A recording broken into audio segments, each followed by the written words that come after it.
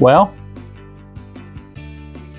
it is time to go through all the components that I received when I got the motor from my buddy Mike. I did some work and I traded the motor for a mini split that I installed for him and took care of some stuff from over there. And he gave me all these parts. There is a second bin that is not here. In that bin, we're gonna have the oil tank and a couple of things. This is for the power pole. You can see the power pole right there that we got a few weeks ago. So this is the motor, the hydraulics for the power pole. Now what I did, I'll show you a couple quick things while I move around here. So we took some of our coating, which is AC Pro Clear, and we cleaned up the bracket for the power pole, and then we applied our clear coat to it. So you can see how really pretty that looks and shiny. So that's gonna protect that bracket from corrosion. But when we brought our motor home, this bin right here has the oil tank in it. Let's see if I can give you a look. So yeah, so there's the oil tank. It actually is almost full of oil. Here is the bracket that we're going to be installing on the transom. But let's go through some of the parts that came in this box that we need to make sure where everything's at and what we're doing with things. So we do have this is the steering box, which we will not be using. I may swap the steering wheel. I kind of like the steering wheel better, but we might swap it, we might not. But I'm not going to swap it because the one on the boat is in good shape. So let's go ahead and get started with the stuff we have in here. So we have the steering wheel. This button needs a just a rubber seal, and it goes on kind of by pressure. So let's go ahead and speed things up. We have the steering box. We're not going to reuse it. It's good, but not going to use it. The timing cover for the engine. The gauges, we got to make sure we put these things away somewhere safe, so we'll set those aside. The ignition key, the complete set came with this. Everything seems to be working on it. We've checked it out, comes with the lanyard. Key is working nice and smooth. Set that off to the side. All the stainless bolts that held the motor to the transom, those are good. We'll clean them. We also have some wiring harnesses. Now the harnesses being used, they'll kind of land where they're supposed to land, and you'll be able to see things like these plugs go right to these gauges. We'll make sure that these harnesses kind of get stretched out and put them aside carefully. We'll inspect them to make sure all the wires are in good shape. We're also gonna, oh hey look, we got the cover for the shifter handle, so we'll put that off to the side. This is the engine harness. So this engine harness, once again, will have a place where it lands. They only fit in certain places. We've now figured out which part goes forward. Engine harness that I don't really recognize where that goes to. This guy right here, I thought it went to the trim, but I can't quite figure out. I think it might be a secondary engine harness because it doesn't fit on the throttle. So we'll set that off to the side. We have a bracket that holds the oil tank on. And we got some positive cables. These are number 2 positive cables. These bad boys are gonna go under the helm, so we can run the house battery and motor battery off this double up battery switch we're going to install. We have some vacuum line. No, this is oil line. And a negative cable. This is going to go to the negative bus bar on the house side of the battery. Then we have, oh, this is a vacuum line. This vacuum line is the one that goes to the Speedo. The Yamaha house Speedo is vacuum operated, so we'll have to run that and figure out where that's going to connect. And we have the positive and negative battery cables that go right to the motor, so those are going to go aside. And look at that, random little screw. Not sure where this goes, but I'm going to find out. I'm guessing it probably goes there and hooks up the oil can. And last but not least, we have the entire throttle assembly. Now, the nice thing is this throttle assembly, yeah, it's used, okay, but the cables are brand new. When I got these from the mechanic that put the boat together, or that had the boat before me, he told me that he had replaced these cables probably 2 months before he took the motor out. So we got brand new cables right there. So new cables and throttle controller in good shape. All right, we're getting to some of the exciting stuff. We're actually starting to build some things. The other day I cleared out all the parts, got all the parts ready, but one of my early videos, I told you, make a printout of the boat if you can. And on this printout, I did my wish list. And I went through it, 2 batteries, bilge 1, bilge 2, live well, wash down pump, all that kind of stuff. So I went through that. I selected what switches I'm going to use. Then I did a second drawing, and I figured out what my electrical layout is going to look like. Where the battery is exactly going to sit. How are they going to be wired together? Where's the switch go? Where our power comes from the motor. All these things are kind of sorted out in here. Then I selected the rocker switch assembly that I'm going to use. It comes with 8 rockers. It already has resettable fuses on it. It has all the stuff that I want. They're blue. It's going to come with everything I need. Then I laid out what my dash panel is going to look like. So this is what my dash is going to look like. I'm going to put one of the Yamaha gauges on this side, one of the Yamaha gauges on this side. My rockers will be right here. There's going to be 8 of them. And then along the top is the resettable fuses on them. Now, don't just go out and measure and hope that it works. Use cardboard. Everybody orders shit from Amazon. There's cardboard all over the place.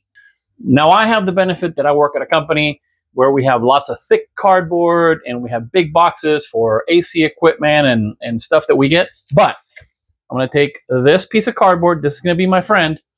And this is going to be my initial layout. So I'm going to cut it out of cardboard. I'm going to mock it up, make sure everything's going to fit where I want it to fit, pre-cut all my holes, and then we'll actually go either make the acrylic or the starboard insert for the dash. I think I'm going to go with acrylic. I think it'll look prettier.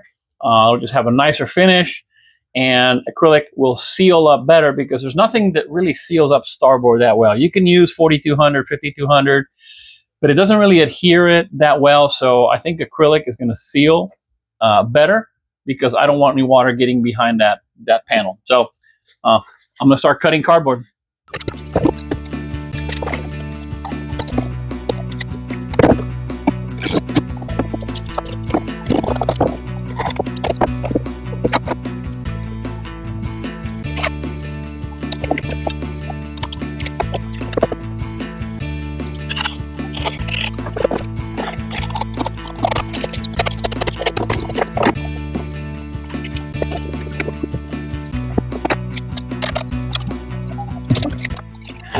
Anyway, what I'm going to do now is I'm going to transfer this drawing onto this rough piece of cardboard for my mock-up.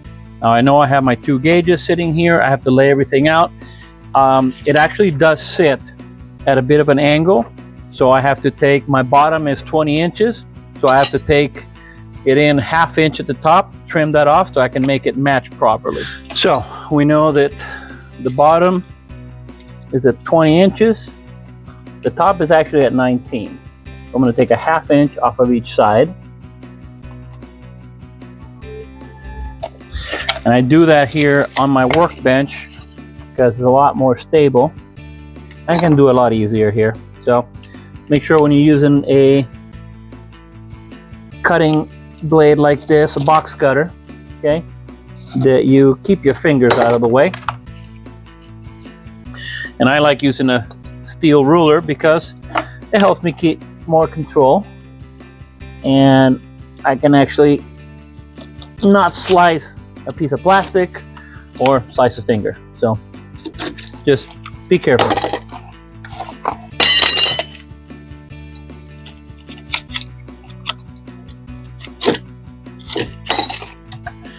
Okay, that's our mock-up. Let me try it again.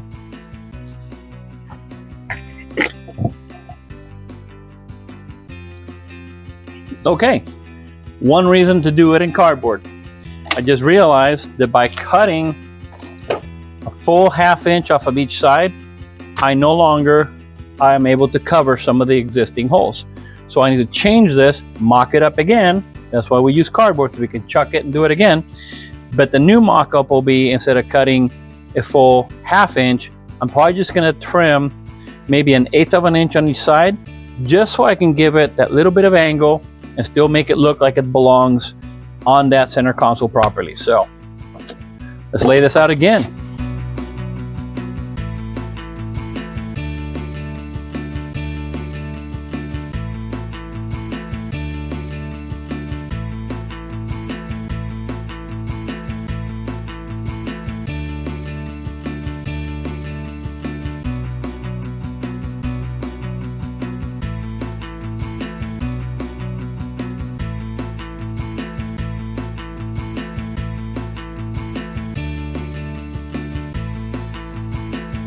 Okay, let's measure it again. So there we go. By changing the cut a little bit, now I can get these guys set and cover all the holes. So let's start laying things out.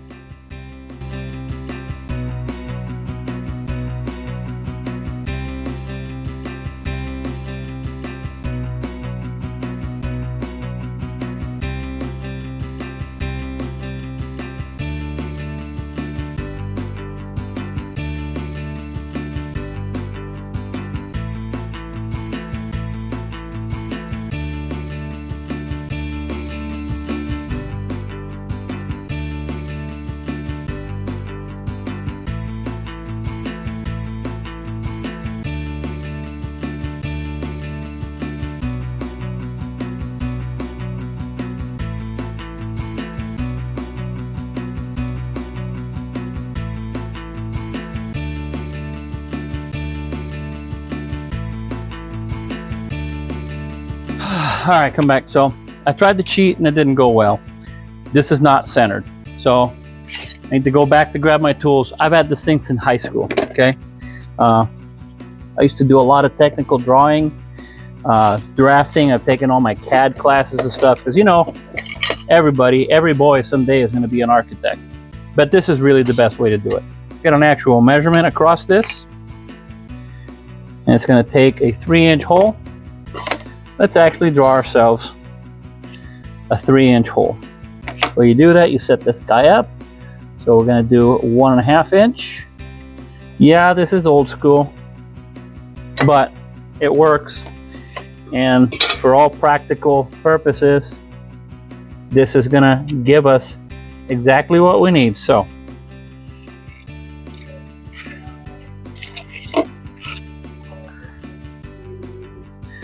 by the way I see it, this is gonna fit right. So we'll do a little trimming and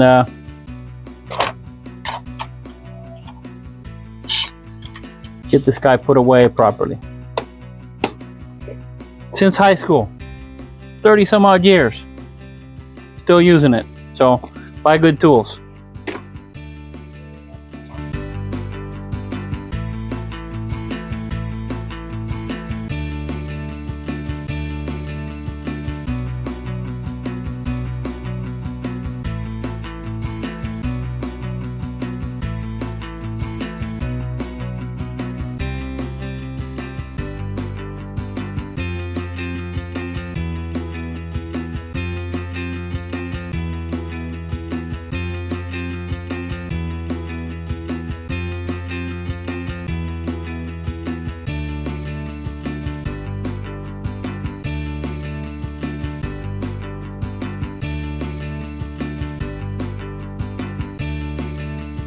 Let's do a test fit.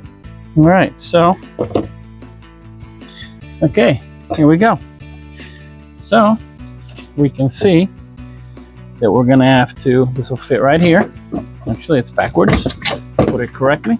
So this is gonna fit right there and right there. So you can tell that I'm gonna have to trim a little bit here on the fiberglass and a little bit here.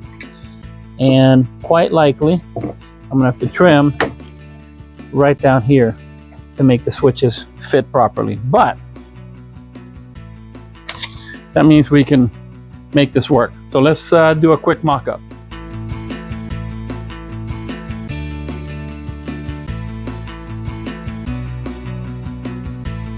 Now, if you ask me, I think that's gonna look great. Like I said, I have to trim a little bit down here just so I can get this edge down, so it'll be, because this is a little, see, it kind of hits right there. So I want to drop that down so it sits a little smoother. And then these guys will just go there. And then when I stand here at the helm driving, my tack, my speed, my fuel, battery, oil, everything's right there where I can see it really easy. Right next to where my cocktail is going to go, right there. Throttle, ignition, stereo, Garmin, compass. And here we'll probably put some kind of container to put the phones on.